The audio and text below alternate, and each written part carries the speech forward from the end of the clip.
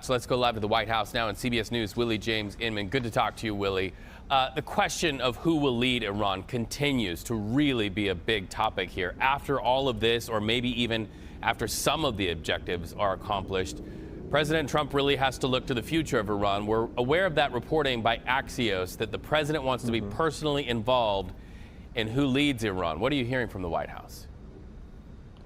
Hey there, Reed. We have reached out to the White House for confirmation or for additional details on this Axios report, and we haven't heard back just yet. But I want to point out the president's comments to Axios. He says they are wasting their time. Khamenei's son is a lightweight. I have to be involved in the appointment, like with Delcy Rodriguez, referring to the interim leader there in Venezuela. Of course, this situation with Iran, much different than what happened in Venezuela.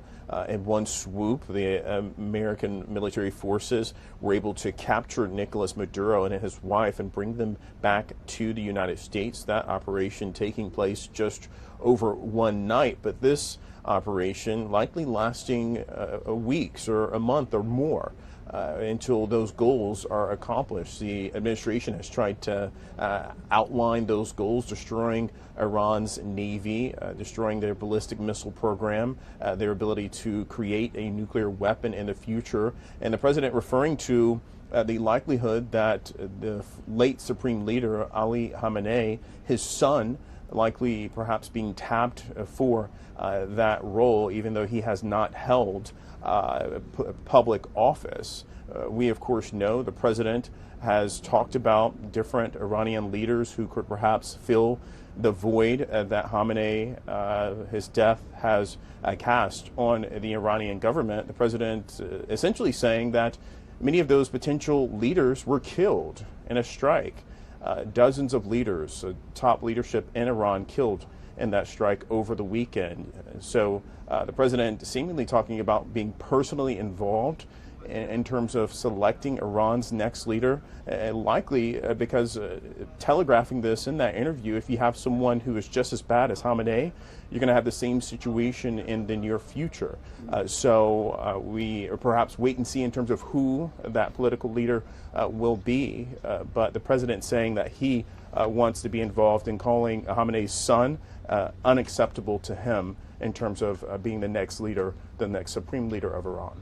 While all of these conversations happen and these reports swirl, of course, we're mindful of the fact that there are thousands of American citizens who are in that region. Some of them have talked to our reporter, Chanel Call, in just the last hour here on CBS News 24/7, saying they're trapped, they're not able to evacuate. And now, today, the administration there at the White House is facing some criticism over that, about not being ready. What are you hearing on that issue? How is the White House countering that narrative?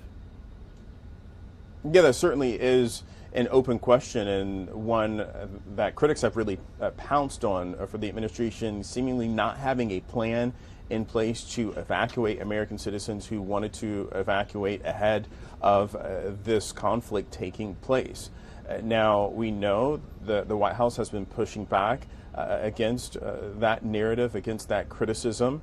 I should note our chief White House correspondent, Nancy Cordes, asked the press secretary, Caroline Leavitt, about this whole situation, about Americans evacuating and how Americans are able to reach the State Department and get in contact with them if they want to be able to leave some of these countries that you see there on your screen, where the flights are either restricted or the airspace is restricted. Take a listen to what Caroline said.